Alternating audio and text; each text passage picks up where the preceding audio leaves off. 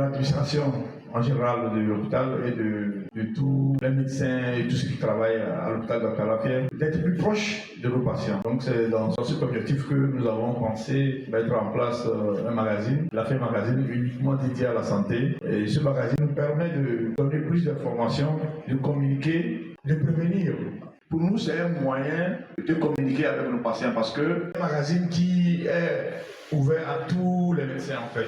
C'est-à-dire que tous les médecins, où qu'ils soient, ils ont envie de parler d'un sujet, ils sont libres de s'approcher de la rédaction, d'apporter leur article et nous allons essayer de communiquer à travers. Donc ce n'est pas un magazine qui est seulement fait pour l'hôpital Dr Lafayette. Lafayette Magazine, c'est un magazine de vulgarisation santé adressé aux patients, à leurs familles et à toute personne soucieuse de sa santé. Lafayette Magazine, vous trouverez différentes rubriques. La première rubrique et la rubrique principale, c'est le dossier central. La deuxième rubrique, plutôt, c'est la rubrique article expert.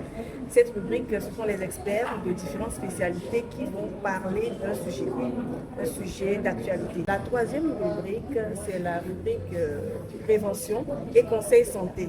À ce niveau-là, vous pouvez avoir un nutritionniste qui parle, on peut avoir également un dentiste qui parle, on peut avoir un néphrologue qui parle. Ce sont toujours des spécialistes, mais qui vont donner des conseils pratiques, très pratiques, à la population lectrice, à ceux qui lisent le magazine, pour que ces personnes-là puissent savoir que la médecine n'est pas éloignée d'eux. On a également la rubrique des témoignages, où les patients eux-mêmes volontairement parlent de leur vécu, parlent de leur expérience de soins, de leur parcours de soins et des résultats qu'ils ont obtenus.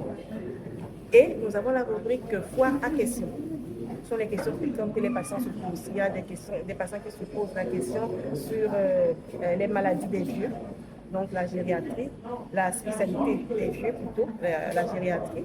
Et donc on en parle dans le premier numéro. Le prochain numéro, certainement qu'on parlera des reins, comment prendre soin de ses reins, autre chose. Mais ce sont des questions très simples que certains vont dire qui ont l'air d'être bêtes, mais qui sont importantes.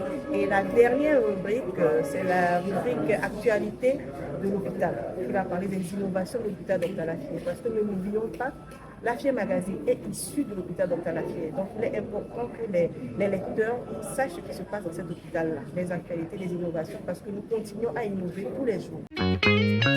Déjà, ces patients-là peuvent espérer améliorer sa santé. Je donne toujours l'exemple du diabétique qui connaît bien sa maladie, qui sait ce qu'il ne doit pas manger, qui sait ce qu'il doit manger et qui sait prendre sa glycémie et consulter son médecin à temps. Ce diabétique peut vivre mieux même que quelqu'un qui n'est pas malade, enfin, qui est présumé pas malade, puisque nous sommes tous des malades potentiels.